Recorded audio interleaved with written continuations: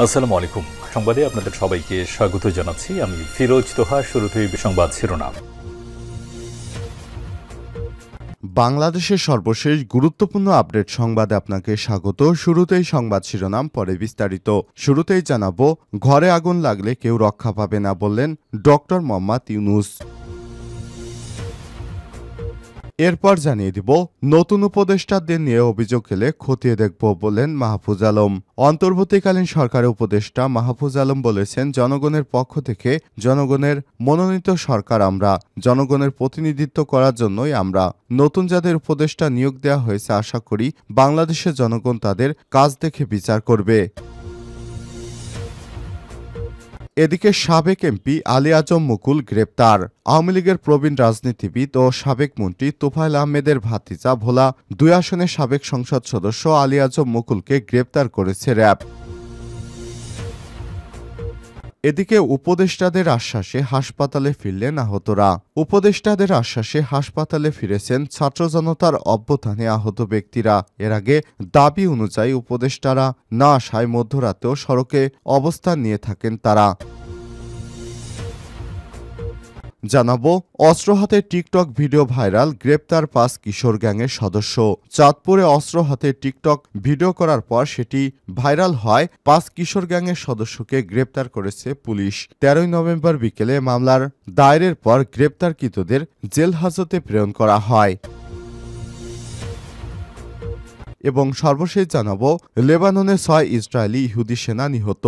লেবাননে হিজবুল্লাহ যোদ্ধাদের সঙ্গে সংঘর্ষে অন্তত ৬ জন দখলদার ইসরায়েলি সেনা নিহত হয়েছে। বুধবার ১৩ নভেম্বর দক্ষিণ লেবাননে তাদের মৃত্যু হয়েছে বলে জানিয়েছে ইসরায়েলি সামরিক বাহিনী আইডিএফ। জানা গেছে, ইসরায়েল সেনারা একটি ভবনে আঘাত হানে। ওই ভবনটিতে সেনারা আগেই বোমা হামলা করছিল।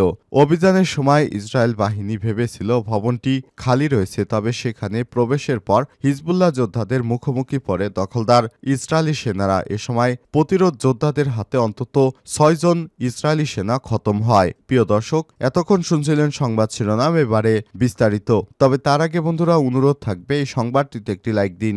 এই চ্যানেলে আপনি নতুন হয়ে থাকলে আমাদের সংবাদটি দেখতে দেখতে চ্যানেলটি সাবস্ক্রাইব করে রাখুন, যাতে করে বন্ধুরা আমাদের পরবর্তী লেটেস্ট আপডেট সংবাদগুলো সবার আগে আপনার কাছে পৌঁছে যায়। কমেন্ট করে আপনার মূল্যবান মতামত জানিয়ে দিন আপনি বিশ্বের কোন দেশ থেকে বা বাংলাদেশের কোন স্থান থেকে আমাদের সংবাদটি দেখছেন এবং শুনছেন। এবারে বিস্তারিত। ঘরে আগুন লাগলে কেউ রক্ষা পাবে না, ডক্টর ইউনূস। ঘরে আগুন লাগলে কেউ রক্ষা পাবে না। পৃথিবী একটা ঘরের মতো, এর দূষণে সবাই ক্ষতিগ্রস্ত হবে, হোক সে ধনী কিংবা দরিদ্র দেশ, এমন মন্তব্য করেছেন অন্তর্বর্তীকালীন সরকারের প্রধান উপদেষ্টা ডক্টর মোহাম্মদ ইউনূস। বুধবার ১৩ নভেম্বর আজারবাইজানের রাজধানী বাকুতে জাতিসংঘের জলবায়ু পরিবর্তন সম্মেলন COP29 বাংলাদেশ প্যাভিলিয়নে তিনি সব মন্তব্য করেছেন।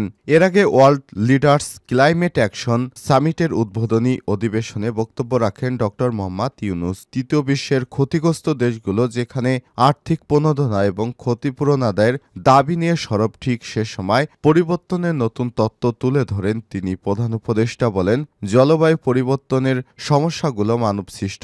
এই সমস্যা সমাধান করতে এবং সভ্যতা টিকিয়ে রাখতে মানুষকে এগিয়ে আসতে হবে। এজন্য নেট কার্বন নিঃসরণ শূন্য ক্ষুধার্ত এবং শূন্য দারিদ্রতা ও শূন্য বেকারত্ব, এই 3-0 ফর্মুলা গুরুত্বপূর্ণ ভূমিকার কথাও বিশ্ব নেতাদের সামনে উপস্থাপন করেন তিনি। প্রধান উপদেষ্টার নতুন পৃথিবী বিনির্মাণে 3-0 তত্ত্বের সঙ্গে এবার তরুণদের যুক্ত করেছেন। এর মধ্যে নিত্যপণ্যের ব্যবহারকে সীমিত করা, যেন কোনো বর্জ্য অবশিষ্ট না থাকে।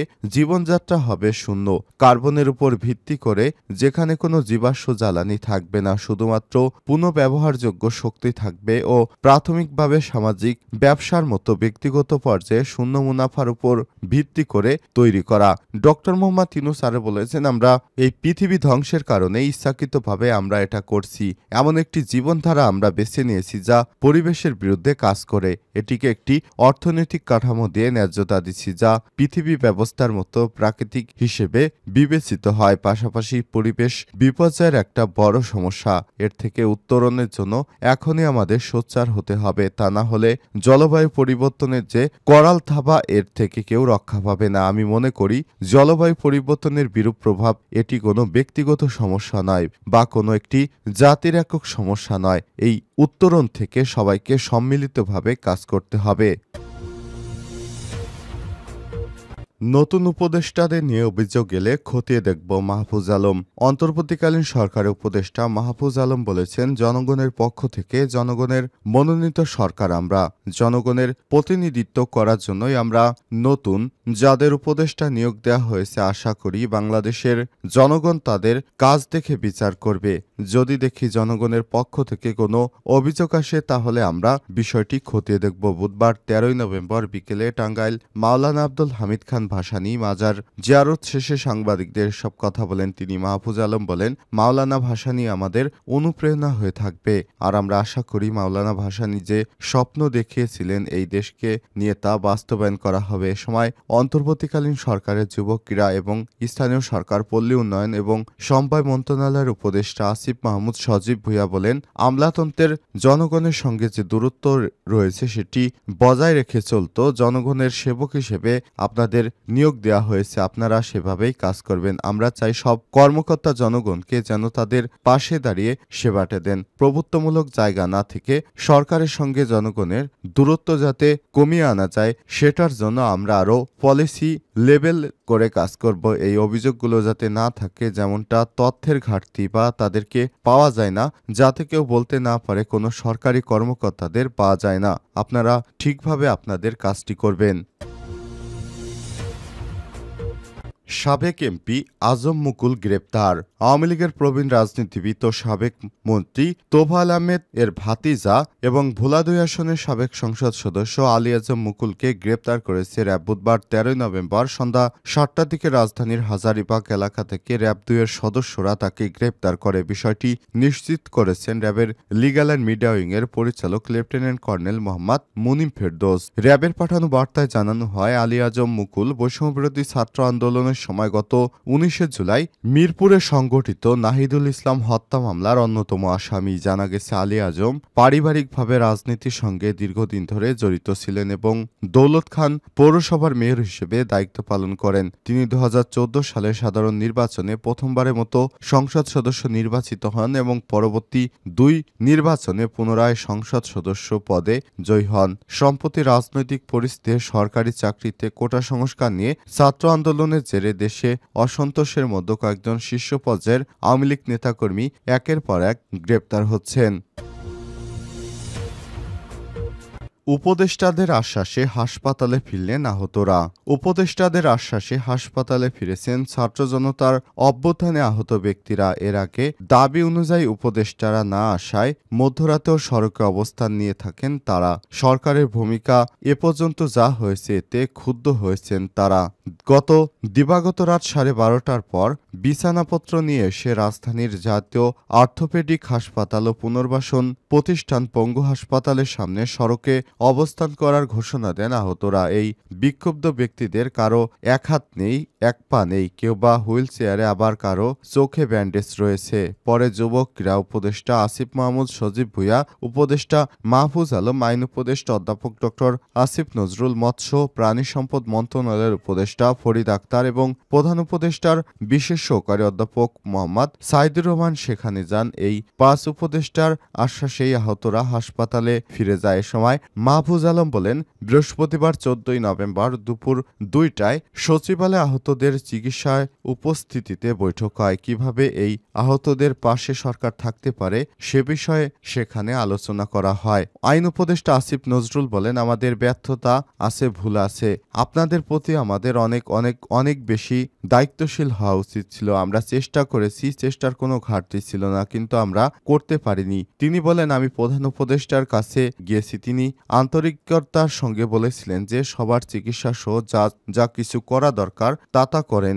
আমাদের অবশ্যই ঘাটতি ছিল, আপনাদের এভাবে বসে থাকা আমাদের ভালো লাগছে না, এটি আমাদের জন্য হৃদয় বিদারক ঘটনা।